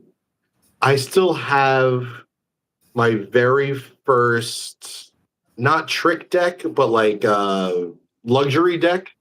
Do you remember when Illusionists made the Tally-Ho Vipers? Oh yeah, yeah. I still have Actually, a deck. I have an uncut sheet. Oh, that's awesome. That's awesome. I have the original one, not wrapped or anything. It was definitely Right? opened, but still got it. I don't Such know a how I kept that for like 20 years. yeah. Those have those the UV finish. Was it? It's a Yeah. U. Yeah. Right. They Yeah, reacted I to remember UV those. light. Yeah. Yeah. Yeah. I was. That was like when I first discovered. Magic was purchase. You're able to purchase effects. It Hmm. was through illusionists like very early on, or early Sure. 2000s, mid. I want to say maybe '04, '05, somewhere around there, and I think that's around that time that they had those. Hmm. Yeah. Yeah. Well, 03, 04, 05 is, I think, when they were coming out. Because Right. at first it was the Black Tigers. Right. Yes. Yes. Black Yeah. Tigers. Well, I still love Black Tigers. I got them here. I love them. Oh, that's the fact that you love playing cards. What is your go-to deck for performance? Because there's decks that we like because we like them, but if you are performing, for you're performing with cards in your show, do you use a special deck? Do you use regular bikes? I have What do you three prefer? answers for this. I have three different Okay. answers. My favorite go-to deck that's just easy, right? Would have to be Penguin remade the Tally Ho cards, Yeah. Oh, the right? elites. Yeah, those Yeah. are amazing. The 12 for $60 is like their. You can't beat I it. bought like three cases of those because I had a series of gambling shows. We ended up doing like 500 performances in like 7 weeks. It was Oh crazy. wow. But yeah, so I burned through playing cards in that. Like we got one deck at night, and just Yeah. anyway. So there's that. My favorite deck that I would love to have many to perform with is the Love deck from Theory 11. Oh yes, yes, yes. It I know exactly what you're talking about. Yeah, it's just I feel like that it's very like it embodies me and my philosophy on Magic. That you can look at the cards, you see that they say love on them, and it answers some questions, kind of without really having me answer them. But that's why I said there's three answers to this. My favorite deck that has ever been created was when Daniel Madison, an illusionist, made the Ernay's deck, the deck of Bernays cards deck. Yeah. from the expert at the card table. That is my favorite deck of cards of all time. Love it. Favorite cards. I want to print my own run of them so that this way, not even to sell them. I have no desire to sell these. I just want to use those as mine. I even have it tattooed on me. Like that's. Oh yes, no shit. It's Yeah. funny. The friend I tell you I do the podcast this is like one of his favorite decks. Also, Oh, it's funny you mention it. it's just so Coincidence, I'm pretty. telling Like you. like when you spread it Yeah. out, it's so clean, it's so crisp, and you get the little bit of the black that pops out, but it looks it's yeah. That's a good deck of cards. I What's up, if I Mr. had to do Bland? like what's going on, if Mr. I Bland had said to hi. choose, if I had to choose, I think like all time for performance, especially for affordability. Uh, I would There's also choose. there's a lot of truth to what you just said. Sorry, I'm going to interrupt you just for half a second. There's so much truth to what you just said about like, when it comes to affordability. Because I've seen decks of cards go for like 30, $40. I'm like, I need a case of these. I'm not going to spend $300 on a case. Sorry. I Please go on. I have bricks, and I sometimes Uh-huh. buy by the brick, and I gotta admit, uh, uh, we're on live, so I'm just you're gonna know what I'm talking about. The Penguin MCs. Oh, Uh, yeah. yeah, Yeah, one of yeah. my favorite decks of all time. They like you said, they are on that elite stock. They knocked it out of the park. Handle beautifully. Matter of fact, I actually have them right here, and Yeah. they No, handle. they knocked it Uh, out of the park with that deck. they're It's they're perfect. awesome. I love them. Yeah, they're. I probably have about 3 or 4 bricks of these just in my cabinet. Yeah, Right here. I've got a I brick love of them them at so home. much. Yeah. Mm-hmm.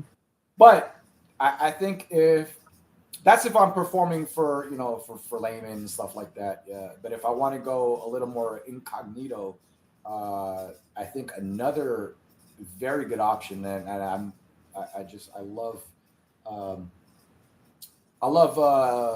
MDs, right? So uh, another good option is if I'm performing for other magicians, I will pull out much more expensive option, but it's a Magic Dream Paris, the UMD, Okay. yeah, Oh, okay. yeah, Yeah.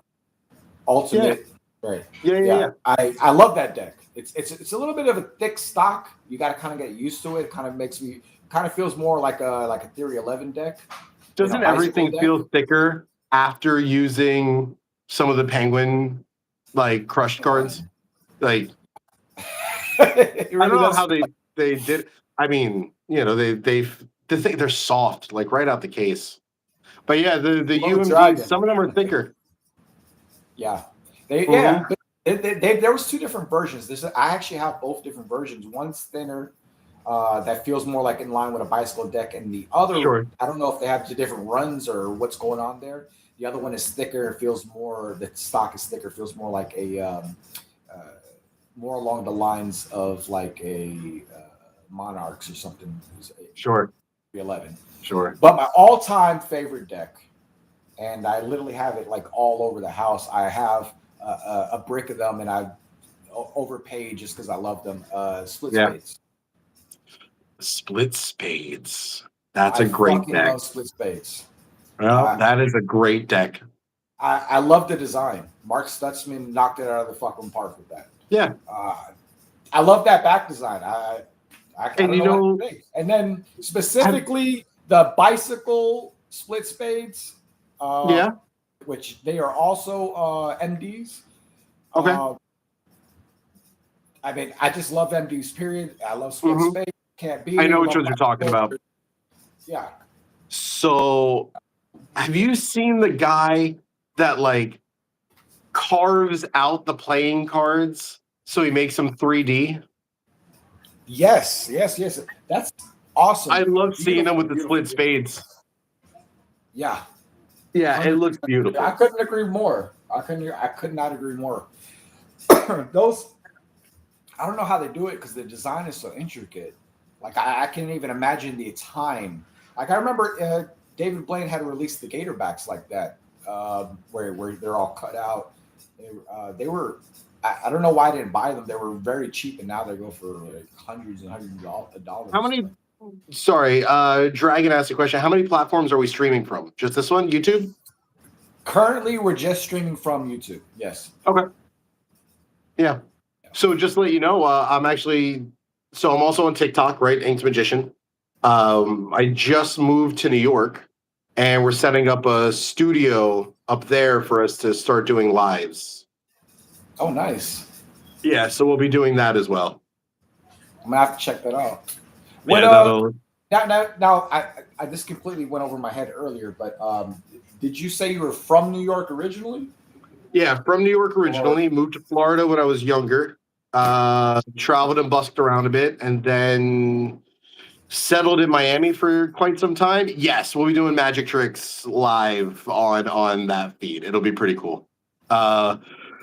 It's just always going to be new things that I'm working on or sharing or just ideas. We'll be doing giveaways, all kinds of fun stuff. oh, that's But awesome. yeah, we're trying to make it unique. But yeah, I lived in Miami for like I don't know ever, and now I'm I moved to New York because clients started coming up. Okay. So yeah, What just kind of what life part of came up and I got the what part of New opportunity. York? Long Island. Oh, okay. Yeah. Mac- So if you're ever up there, you got a place to crash. Come on by, say hi. All right, brother. Yeah, I'm actually from Queens. Oh, Same cool. thing. I moved down to Florida. Well, actually, I moved around a couple of times. I've lived in Georgia. I've lived in Jersey. I've lived in PA. So I've been around a little bit, mostly just coast. But So Dragon, it's Inked Magician, INKED Magician. If you want to subscribe to any of the channels, we'll be doing it. We'll be doing some fun stuff. Also, don't forget to find him over on Instagram, other Yeah, socials, Facebook, etc. Instagram is where I post probably the most. Okay. Um, yeah, it's just, I mean, maybe just because it's easiest and we had the whole TikTok issue in America last year. So Yeah. it's, rough. Uh, what a way to fix your own problem, right?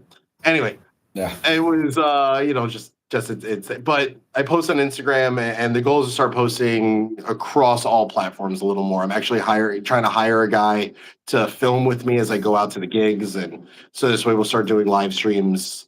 My goal will start to do a live stream from a gig, like take like 10 minutes out of the gig and let people kind of watch what it's like to be with a magician there.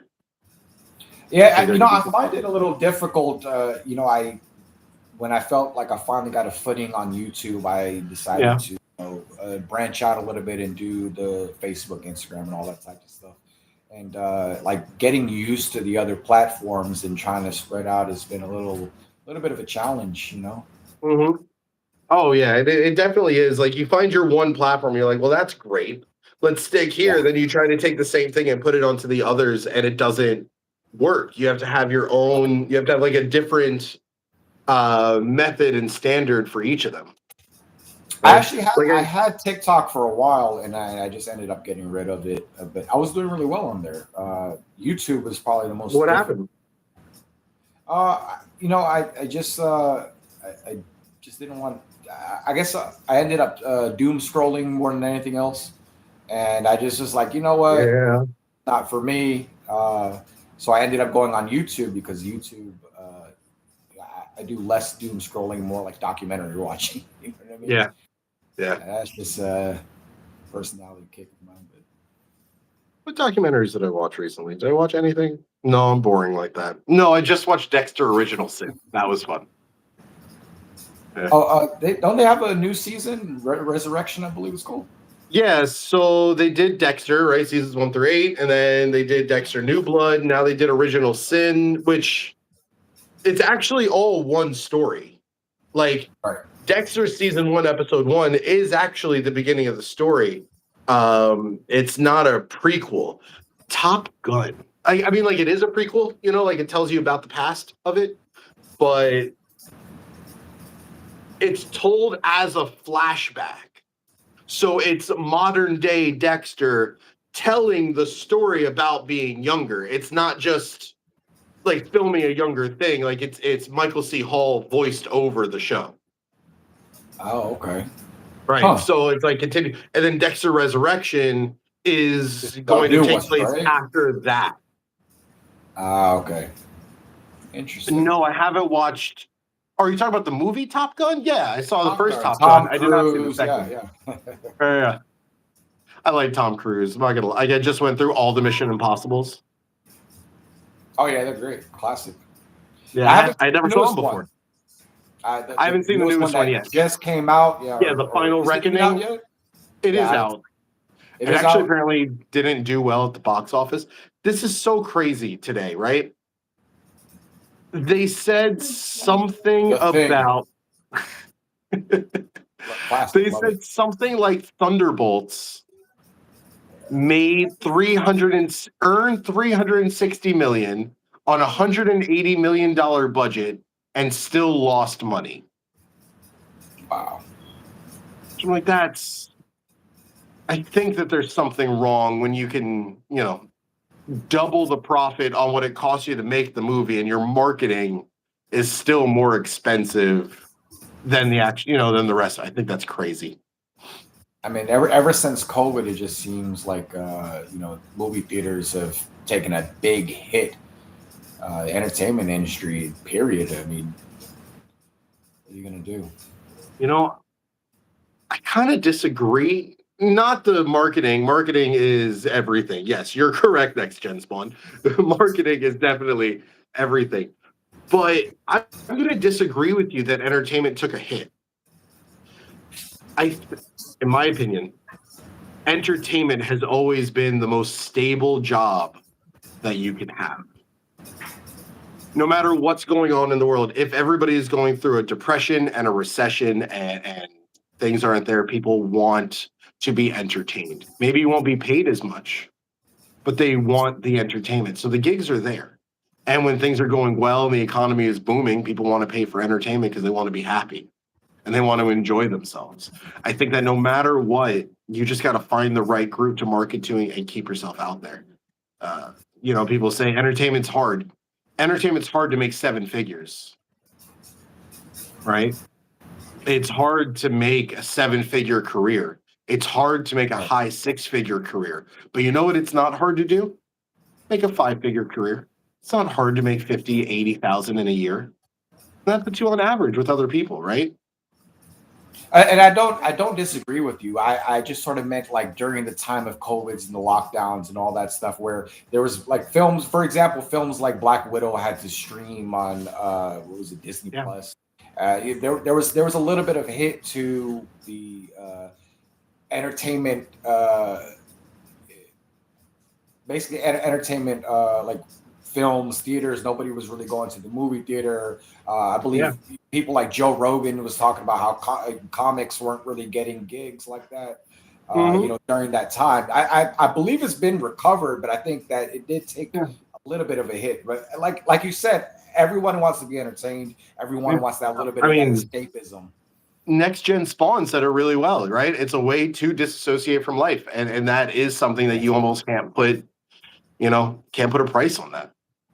I mean, he said priceless, which is better. But I'm a film buff. I love movies. Oh, cool. Next Gen Spawn, you know me, man. This is actually the gentleman I do the podcast with. Oh, cool. Yeah. What's up? What do you all talk about on that podcast? Well, the podcast is called 52 Topics. So we're not magic oriented, but we both love playing cards, and we talk about anything and everything. Well, if you ever have a comic book episode, let me know. Oh yeah, I'd love to come on. I love comics. Yeah, I'd love to come on and talk comics with you. That'd be great. I think, for instance, I have. Did you see Joker 2? Yeah. Okay. I have rewritten the movie myself. That still hits all the major points. The problem that I have is that Todd Phillips was like, I'm mad at Hollywood. And that's kind of why the movie tanked into what it is. If you watch the movie, it is a phenomenal movie, right? The lighting, the cinematography, the acting, everything that went into it was phenomenal. But the actual story was terrible. Yeah. So this is my rewrite on it, okay? First and foremost, I have never seen Terminator 2. Sorry. What? Dragon 747. I've never seen Terminator 2. I've seen Terminator 1. I've never seen Terminator 2. Hold on. Terminator 2 is one of the greatest sequels of all time. I've heard. You're going to find that I have a lot of gaps in my movies. Like, I didn't see Ghostbusters until I was 26. Really? That's strange. Yeah. Back to the Future, late 20s. Like, there's a lot of movies that we should have seen growing up that I just never saw. Like, you never saw it on TV or anything growing up? Really? No. I had a very strict household. And I say strict household. I had very strict rules. It's the Cinderella story, the terrible stepmom, the whole nine. I wasn't allowed to really watch TV. The only time I could is if I was eating in the kitchen and somebody happened to be watching TV in the living room. Favorite country to visit? There are two answers to that. That is Italy and Russia. Italy because the people there were just amazing. The food was incredible. It's Italy. You know what I mean? Like however standard of an answer that is, it's Italy. And it's Italy for a reason, right? But Russia is before all the things happened, right? Right. When I went to Russia, there was this feeling. They were like, okay, you can go Rome. We were part of like a TV show called Vacation Creation. They go, see Russia. We went to St. Petersburg. And I had never felt alone in my entire life until that moment. Right? Because like in Italy, in the UK, wherever you go, you're like, okay, we kind of like America. If something goes wrong, I can go to a cop. I can go to an officer and say like, hey, I'm an American tourist and this thing is happening. And I feel like that they would have my back. In Russia, I did not feel that way. Right? Like I felt like that if something happened, they're like, stupid American, you know, like it was just that was it. You're on your own. Yeah. Yeah. And that feeling was both terrifying and enlightening at the same time. It just made me feel like I had to rely on myself. Right. Yeah, it was beautiful. But Joker 2. Okay. So it was a courtroom drama. I loved when they said that she wasn't going to be a therapist, and then turns out she was a psychiatrist, and that pissed me off. Who are you talking to, me or BD? You have good taste in movies. I'll take it. That's a win. So this was my concept for the movie. What if she was actually in the asylum? Oh, thanks. What if she was actually in the asylum as a patient who fell in love with Joker? Not Arthur, but Joker, right? Just as the movie went up. And he starts to go to court because he had to go to court. And all of the musical scenes are him coming back, telling her about the courtroom. So she's fantasizing the whole scene, which is why it gets into this beautiful musical sets, and she gets to, fall in love with him through the story that way. Movie goes on, and this is going to hit all the major points of the movie, right? So she gets disappointed in the fact that he's not really this guy, that he's crazy. You can judge me. I've been judged before. It's not that bad. So he goes through all of these moments, right, in the courtroom, and things kind of happen the way that they did because the bulk of the movie was good. He breaks out, and then at the end, when he says that he's not Joker, right? When he says, I'm not Joker, and she loses that, I want her to go catatonic. Kind of like what happened when Batman quit and Joker went catatonic, right? I'd love for her to go catatonic. The guy comes up to Arthur, tells him the joke, stabs him, kills him, carves the smile into his face, the whole thing. And I wanted to see the movie end on him coming back into the asylum, bandages across his face, and you see him kind of smile, which rips the bandage and blood starts coming out to make the smile in his face. And you see Harley notice. And somebody who's been catatonic just barely smiles a little bit. And then the movie ends. I like that ending. Yeah, I really like that ending. You hit all the points. He goes to court. He breaks out, starts all the revolutions. She goes crazy. She's in there and goes through the whole process that way. Now, for writing scripts, I use Celtics, CELTX,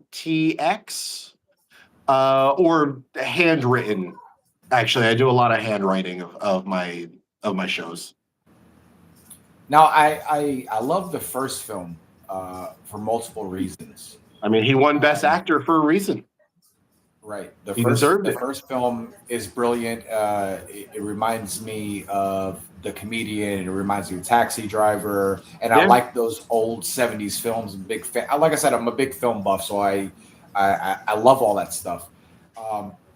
Joker 1 is my favorite movie. I felt it should have been a standalone film without a sequel. It was supposed to be. That's why the sequel was terrible. It was supposed to be a standalone film. It was supposed to end as it was, and the studio wanted him to do a second movie. So instead of doing it well, supposedly he tanked it and made it a whole political commentary on Warner Brothers and Hollywood media. And I get that movies are supposed to express themselves, and that's fine. But I also do have an issue where, it's one thing to express yourself as a comedian. It's another thought, I think, when you're doing a sequel. On your first movie, make it hyper political if you want to and kind of ride with that. But when you do a sequel to a movie, I think you have to kind of keep up with the first one. Yeah. I thought the dance sequences in the first film were beautiful and they were like art. And then they made the second film a musical, it just kind of hit me weird. You know, just I it loved felt the a little musical off. aspect. I thought the musical aspect was perfect, but there's a specific kind of training that he did. So the bathroom scene, right? They shot it a bunch of ways, him freaking out, blah blah blah. Like they had one where he freaked out and wiped everything off, and they were just about done. And he said, "I want to film one more." And he was influenced from a style of performance called Buto, Butoh.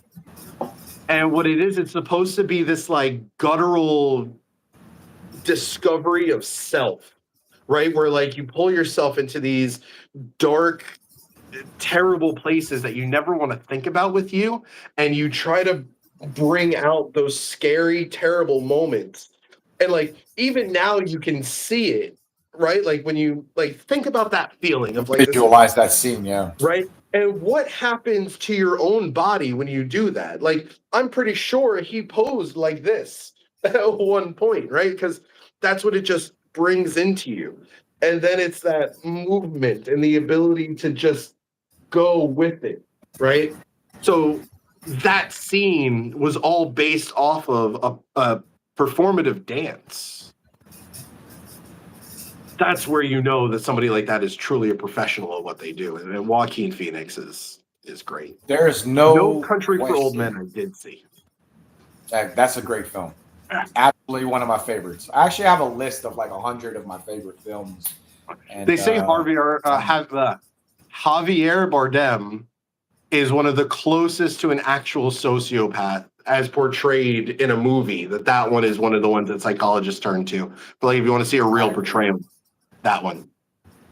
Yeah, he has no concern. Yeah, they are. It's amazing. That performance is great. It's one of my favorite films as well.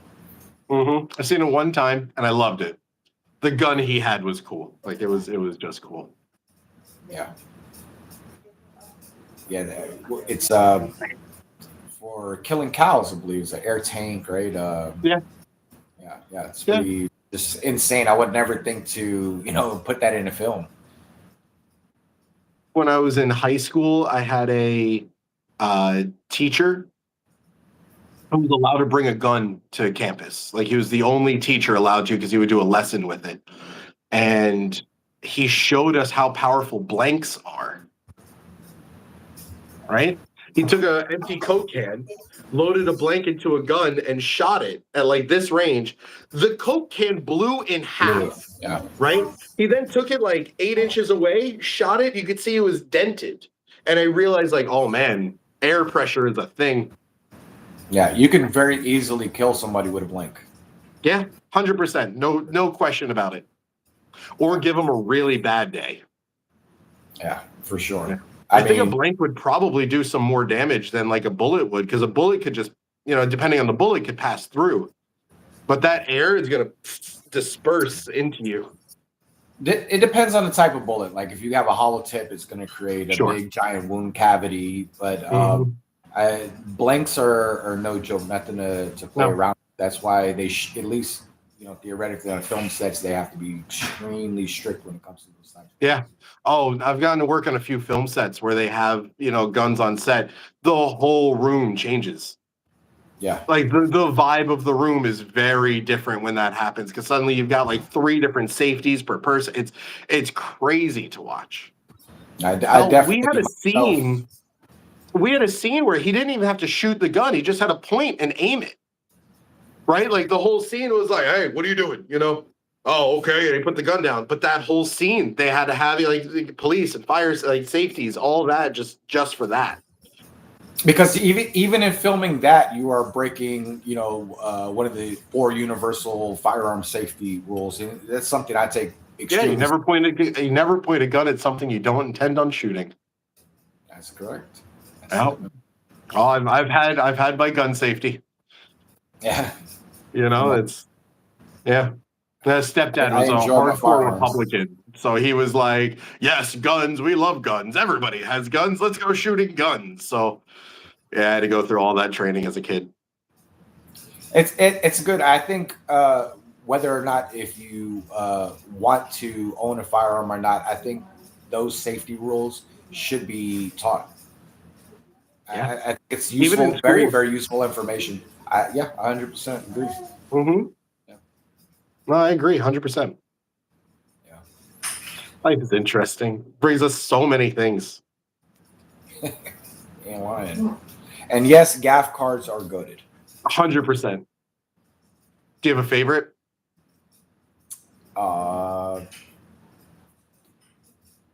I'm going to do a cop out, and I'm going to say the double backer. Okay. I think my favorite is doing a matrix with the pips. Okay. Yeah. Okay, I can see that. I think there's just something fun about that, I think the only reason I say double backer is because how versatile it is and how it comes with a lot of different decks. Yeah. Let's see, Interstellar. Oh, beautiful! That was film. the I love that first of the Christopher Nolan movies that I didn't see. Really? I had followed everything of Nolan up until that point, and I forget what was happening in my life, but I just didn't get the chance to watch it and never sat down since. Though I will say Memento is one of my favorite movies of all time. Yeah, for sure. I don't believe that there's any movie that is written as well as Memento was written. You got a good point there. I can't argue with that.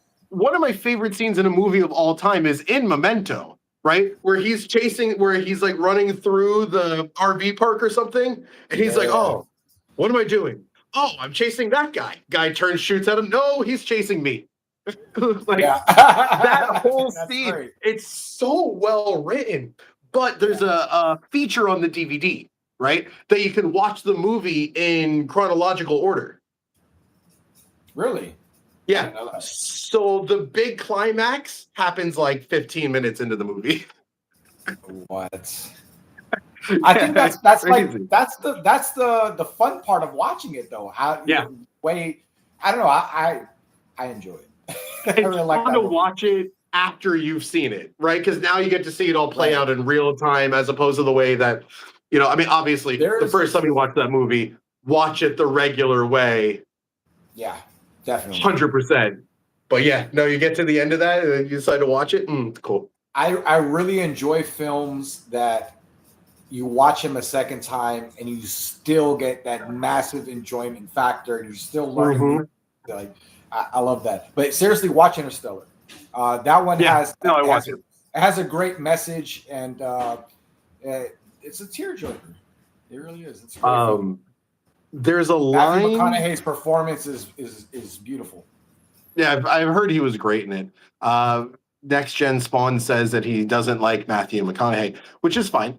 I can understand that too. Like he's definitely one of those actors that like you have to either like him, and if you like him, you'll like his movies, and if you don't like him, you can't see anything but him in his role. So Next Gen Spawn, I only have one thing to say to that. All right. Matt Damon does an impersonation of him where he's like, we're working on set. And he says something like, director, I think this is a good time for me to take my shirt off. It's funny how influential movies are, right? Because the movie Inglourious Bastards. Love it. Big Quentin There was one line in that movie that I can honestly say changed my life. Like to this day, it still goes through my head. It's the end of the movie. Brad Pitt is with, and I am blanking on the guy's name, right? But he's with the Nazi who. Right, the German. I can't remember the actor's name, but you know the scene I'm talking about. Phenomenal actor. Yeah. And then Brad Pitt sits him down and he starts giving him the Nazi speeches. You're going to go home. You're going to take off this uniform and nobody's going to know what it is that you did. I'm going to give you something you can't take off. Right. Okay. So then the guy says, what are you doing? You can't do this. You'll be court-martialed for this. And Brad Pitt says, no, I'll be chewed out. I've been chewed out before. It's not that bad. Yeah. that scene, love that that. line has. Do you know how many times I look at something? I'm like, that's gonna suck. Yeah, I've been through it before. It's not that bad. Let's do it again. It's gotten me over so many of those little things. Yeah, I definitely feel that way at work sometimes, so I get it. Yeah, done this before. It's not. It's how I feel about getting tattooed sometimes. I'm like, I've done this before. I'll just do it again. Cut it out. Oh man, this has been fun. Thank you for this. Yeah, no problem, man. I did see We have to Predator do it again. 1987. Oh, I did. I did see Predator. Classic. Yeah, Carl Weathers, Arnold. One of my favorites. Yeah, come on, you son of a bitch. I love how that movie is referenced in How I Met Your Mother. Oh yeah. Did you watch How I Met? Right, where they're like, they're gonna sit down and watch their Yep. movie, and somebody recorded Predator over it, and they're like, "Well, I guess this is our anniversary movie now." Right. That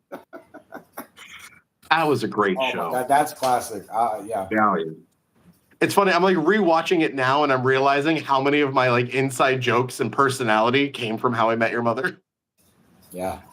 My wife, she loves that show. She's probably seen it a couple times already, like all the season, you know. Yeah, it's great. Oh, we definitely have to do this again sometime. Yeah, this will be a lot of fun. This will be a lot of fun. It was good and easy to talk to you. I enjoy making tutorials. I enjoy making, the shorts and performing the magic and all that type of stuff. But I very much enjoy doing these interviews and Bye, Dragon. Getting to meet so many awesome people out here. And the same thing with the podcast, man. I love this. We have to do this again for sure. Yeah. I think it's just important to be with people, and there's so many times that I learned something in life, not because I went through it, but yes, because I was going through something, right? But then I started talking to somebody else and I heard their story about the thing that they went through, which was similar to my scenario, and applied their answers to my, their solution to my problem, and it worked. There have been times I applied their solution to my problem and it didn't work, but we talk to people and we get all of these things. Any of these things could have happened. Yeah. And I had a great conversation with you. You're very easy to talk to. You made the interview extremely easy. I didn't have to come up with questions very much. Over 2 hours actually. Yeah, something like that. 2 hours and 19 minutes right now. Nice. That just flew by. We may cut it off here, which is fine, but we need to do it again. I very much enjoyed talking to you, and please stay in touch with me. Stay in contact. A lot of do the 52 topics. I do these interviews. Yeah. Next Gen Spawn, bro. What's up? You ready? We gotta do episode 5. Now, actually, we have something planned for episode 5, which is very interesting. It's along the lines of historical magicians versus psychics versus basically the idea was I want to be involved. He's going to get a Ouija board, and so I don't believe the Ouija board is real. I know the concept behind how it works is very similar to a pendulum. I don't think. Can I interrupt you for 1 second? Sure. So one of the things that I always laugh at when somebody's like, "Oh no, Ouija boards, these things are real." I'm like, yes, because Hasbro has a direct connection to the underworld, and they were able to print it with that. That was part of my argument, but I digress. But the whole idea behind that part of the episode is that we are going to test and find it out. And what we're going to do is he's going to hold a seance or do the whole Ouija board thing, and if the spirits can really see what's going on, they're going to be able to tell what playing card I chose randomly, and truly random, regular. Right. I'm going to take a brand new deck of cards, shuffle them up, and I'm going to just pick one at random and have it in sight at all times. Well, not for them, but fold it up, whatever I got to do. I'm going to put it to where it can't be seen, and if the spirits are able to disclose what card it is, Right. Well, then you got some type of evidence there. But So until there's then, I something don't there. believe it. What's up, Magic Orthodoxy? I love your channel. Oh my God, that's so cool that you're on here. Magic I go Orthodoxy, to you yeah. for reviews all the time before I buy something. Oh, you're great. Thank you. One of my favorite channels on Magic, period. Anybody here, if you see Magic Orthodoxy, go check out his channel. He's an awesome Great channel. guy. Love him. Actually, Magic Orthodoxy, I need to send you a couple of things. I have some things that I've created that I'm thinking about releasing soon, and I was hoping maybe I could send them over to you to review them whenever they come out. I can't think of anybody better. Yeah. Yeah, it'd be great to see what he has to say about them. You know, he's very knowledgeable, clearly knows what he's talking about, but he also loves Magic. Like, he's not cynical. Right. I hate when you meet a magician. It's like, oh, this all sucks. Everything's terrible. Nothing's new. Like, no, he does a great job of really bringing things out. Yeah. And in terms of just there's so much you can learn just from watching this channel and going through the reviews. There's no like secrets given out, so that's awesome. Yes. But at the same time, as a magician, if you want to know if a product is worth your time and money, he's the number one place to go to in my absolutely opinion. I really do like the moments I'm like, Firefly, Magic Orthodoxy. Right? Exactly. See what he has to say. No, he's a good guy. And it's as you said, it's nice that he doesn't reveal any methods because I hate exposure. Yeah. I know every magician hates exposure, but I really do hate it. I like to teach, right? And I do teach on the channel. I teach a lot of basic stuff. Those are for the people that do want to learn and wanted to get into the hobby or craft of magic and want to start building a small little repertoire. But like on live, for example, you have so many other people that are not don't need to know certain things. So this type of situation, I'm not talking about, I'm using coded language and stuff like that, like we were doing. Oh, of course. I think that's important. That way, the people who know, and who don't know won't. Man, but this is great, bro. I really had a great time talking to you. I really want you to stay in contact with me. And next time I'm in Orlando, I'll reach out. We'll get together. Oh yeah, for sure. Orlando's like an hour and 30 minutes from where I live. Oh, where are you? I am located in Sebring. Oh, so, yeah, I know Sebring.